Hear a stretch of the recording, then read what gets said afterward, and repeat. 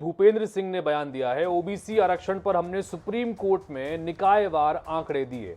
Supreme court ने कुछ और जानकारी मांगी है। जानकारी के आधार पर कल या परसों सुनवाई होगी। भूपेंद्र सिंह ने सकारात्मक परिणाम आने की बात भी कही है।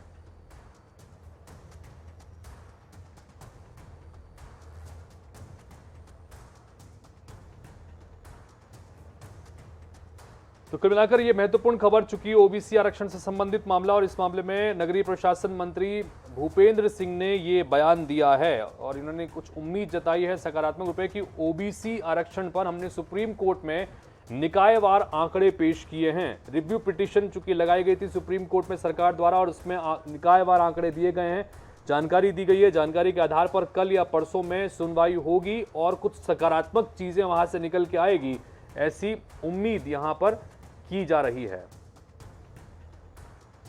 बहरहाल बता दें कि इस मामले में चूंकि मामला पहले सुप्रीम कोर्ट की तरफ से निर्देश दिया गया था, जिसमें पंचायत और निकाय चुनाव बिना ओबीसी आरक्षण के कराने का निर्देश दिया गया था। चूंकि 3 लेयर टेस्टिंग जो होती है ओबीसी के आरक्षण से संबंधित, वो नहीं कराई गई थी। इसके बाद मामला रिव्यू पिटीशन के तहत सरकार की तरफ से सुप्रीम कोर्ट में पहुंचा है और इस बीच नगरीय प्रशासन मंत्री भूपेंद्र सिंह ने यह बयान दिया है कि कुछ हमने पक्ष रखे हैं, सकारात्मक तौर पर उम्मीदें कुछ हैं।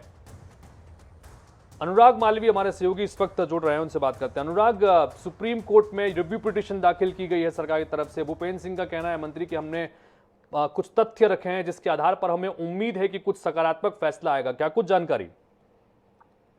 देखिए, बिल्कुल अगर बात करें तो सुप्रीम कोर्ट में कहीं ना कहीं राहत मिलती मध्य प्रदेश सरकार को दिख रही है। जैसे उलझने बढ़ी थी ओबीसी आरक्षण को लेकर, लेकिन अब चूंकि सुप्रीम कोर्ट में 1 या 2 दिन का वक्त और दे दिया है, आंकड़ों को लेकर कुछ और जानकारी मांगी है, यानी कि सुप्रीम कोर्ट विचार तो कर रहा है। अभी तक तो ये माना जा रहा था कि सुप्रीम कोर्ट इस मसले पर कुछ भी नहीं सोचेगा, लेकिन जिस तरह से सुप्रीम कोर्ट ने आज ये कहा, कुछ क्वेरीज दी है मध्य प्रदेश सरकार को, और उसके बाद भूपेंद्र सिंह ये बोल रहे हैं कि निश्चित रूप से कहीं ना कहीं अब उनको एक सकारात्मक परिणाम की उम्मीद है, तो कहीं ना कहीं अब थोड़ा सा रास्ता मध्य प्रदेश सरकार के लिए खुलता दिख रहा है। क्योंकि जिस तरह बैकफुट पे मध्य प्रदेश सरकार आई थी सुप्रीम कोर्ट के अंतरिम आदेश के बाद, उसको लेकर कहीं ना कहीं सरकार की चिंताएं बढ़ी थी। पर देखने वाली बात ये होगी कल दोपहर 2 बजे या परसों सुबह जब भी ये सुनवाई आगे बढ़ती है और मध्य प्रदेश सरकार से जो जानकारियां मांगी गई है वो देती है, उससे सुप्रीम कोर्ट कितना संतुष्ट होता है और अंतरिम आदेश में कितना बदलाव आता है। जी हितेश।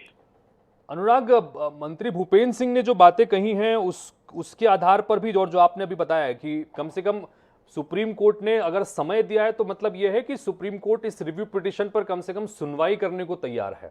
और अब देखना होगा कि क्या कुछ आंकड़े होते हैं। निकायवार भी आंकड़े दिए गए हैं। इससे पहले भी चूंकि 3 लेयर टेस्टिंग की जो व्यवस्था है वो नहीं थी, इसको ही आधार बनाते हुए सुप्रीम कोर्ट ने वो बड़ा आदेश दिया था। अब ऐसे में ये निकायवार आंकड़े की अगर बात हो रही है तो इसको किस तरह से समझा जाए?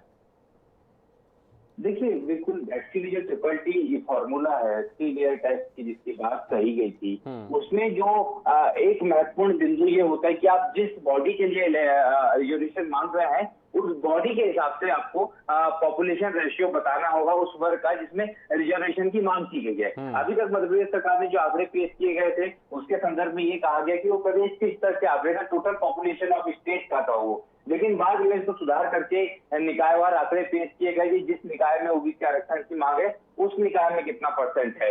और यही कारण है कि शायद सुप्रीम कोर्ट उसके बाद में थोड़ा ज्यादा विचार कर रहा है। और रिव्यू पिटीशन की जगह सरकार ने समझदारी ये की थी कि मॉडिफिकेशन एप्लीकेशन लगाई थी ताकि कहीं ना कहीं सुप्रीम कोर्ट का जो अंतरिम निर्देश है उसको चैलेंज के रूप में ना देखा जाए बल्कि सुधार का आवेदन दिया जाए। और यही कारण है कि सुप्रीम कोर्ट थोड़ा विचार करते नजर भी आ रहा है। जी अनुराग, बहुत शुक्रिया इस तमाम जानकारी के लिए। तो कुल मिलाकर जिस तरह से हमारे सहयोगी अनुराग ने भी बताया और मंत्री भूपेंद्र सिंह ने जो बातें कही हैं उसके आधार पर कम से कम ये एक राहत भरी खबर कम से कम फिलहाल के लिए तौर पर कह सकते हैं। हालांकि सुनवाई होगी आगे और 1-2 दिन के भीतर ही सब कुछ निकल के आएगा कि जो तथ्य सरकार की तरफ से पेश किए जा रहे हैं ओबीसी आरक्षण के संदर्भ में निकायवार जो आंकड़े पेश किए जा रहे हैं, तो ऐसे में क्या सुप्रीम कोर्ट अपने उस आदेश के संदर्भ में कुछ और मॉडिफिकेशन कर सकता है। चूंकि जो रिव्यू पिटीशन की आंक लगाई गई है वो दरअसल इसी मॉडिफिकेशन को लेकर ही लगाई गई है। तो इंतजार करना होगा कि सुप्रीम कोर्ट से इस मसले को लेकर क्या कुछ आता है।